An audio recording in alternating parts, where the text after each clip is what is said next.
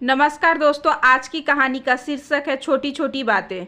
Phone की घंटी बजी और शिवानी ने फ़ोन उठाया। उधर से कोई बोला भाभी और रोने की आवाज़ आने लगी। शिवानी ने प्यार से पूछा, क्यों रो रहे हो छोटे बच्चों की तरह? अमित रोते हुए बोला, भाभी, और फिर सुबकने की आवाज़ आने लगी। शिवानी बोली, पहले चुप हो जाओ। अमित थोड़ा शांत होकर बोला, भाभी प्लीज़ भैया को छुड़ा दो। मुझसे ऐसी बात मत करो, मैं फ़ोन रखती हूँ। शिवानी यह कहते हुए फ़ोन रखने लगी।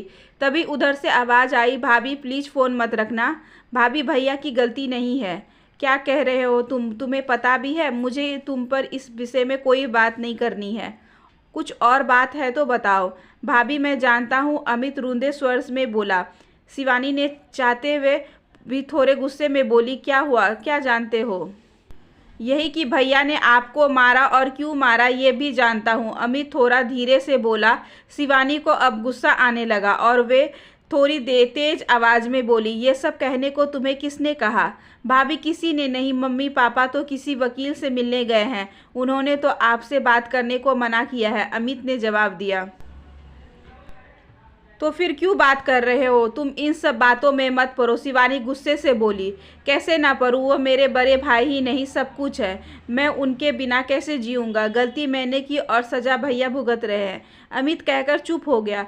तुमने कोई गलती नहीं की, तुम्हारे भैया ने मुझे मारा है, एक बार भी नहीं 2 बार पहले थप्पड़ मारा है और फिर अगले दिन गला दबाने की कोशिश की। शिवानी झुंझलाहट में सब कुछ बोल दी।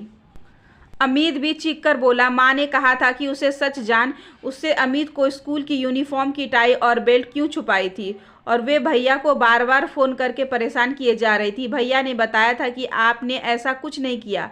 उन्होंने कहा आप झूठ बोल रही हैं, आप चाहती ही नहीं हैं कि मैं पढ़ूं। बस भैया को गुस्सा आ गया। मैंने सोचा भैया जब शांत हो जाएंगे तो मैं सब सच बता दूंगा। तुम क्या कह रहे हो? तुम्हें पता भी है? शिवानी हैरान होकर बोली। अमित धीरे से बोला, हाँ भाभी मैं जानता हूँ मैं क्या बोल रहा हूँ। 24 जनवरी सुबह 5 बजे आप दोनों बेंगलुरु के लिए निकल गए थे। मुझे लगा कि उस दिन मैं स्कूल की छुट्टी कर लूँगा, पर मम्मी पापा बोले नहीं, कोई छुट्टी नहीं, स्कूल जाओ। स्कूल में मेरा टेस्ट भी था और मैंने याद नहीं किया था।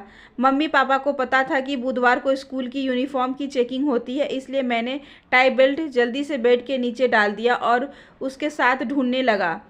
बस ढूंढते ढूंढते समय कट गया। मम्मी पापा को लगा आप छुपा कर गई हैं। उन्होंने तभी भैया को फ़ोन लगाकर गुस्से में आपसे के लिए बहुत कुछ कह दिया और साथ में यह भी कह दिया कि आप चाहती नहीं हैं कि मैं पढ़ूं। मुझे यह नहीं पता था कि यह इतनी बड़ी बात हो जाएगी। सॉरी भाभी। शिवानी ने दर्द भरी आवाज़ से कहा, तुमने यह बात अपने भैया को क्यों नहीं बताई? मैंने भैया को फ़ोन किया था, पर भैया ने कहा मैं बाद में बात करूंगा। मैं डर भी गया था।